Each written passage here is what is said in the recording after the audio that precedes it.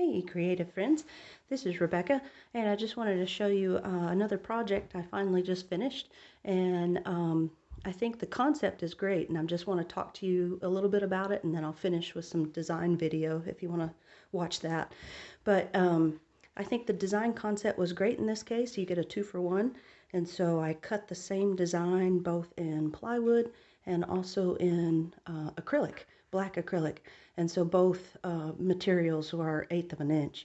And so they're not perfect, but I just want to show you kind of the final product and talk to you just a little bit about how I did it.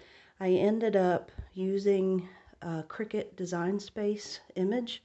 I have a Cricut Maker, which I love, and I subscribe to Cricut Access. And so they have hundreds of thousands of images that you can get, and in the design video you'll see how I did it. I just used the Cricut Design Space, and if you get rid of the grid background, then you can use a snipping tool to copy the design.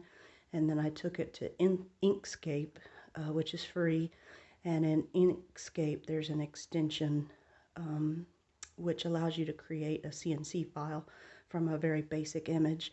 And so that CNC file, it's also called a .nc file, and so there's a Inkscape extension that allowed me to create that file, and then I used that in the Neje software to cut this design. So again, cut it in plywood and then also in acrylic. And then I have on the back of these, I hand cut these circles so they're rough looking, but on the back of it I had some of this in my stash. I'm not even sure where this came from, but some sort of packaging material that's a kind of a flexible plastic. And so I just hand cut that and used this glue to glue on the back, and I think it's going to be just fine. This glue actually came from Dollar Tree, and it seems to be working okay. And then the best thing, this is the first time I've done this, but I used these watercolors on the plywood, and so that's what's giving it the blue and green.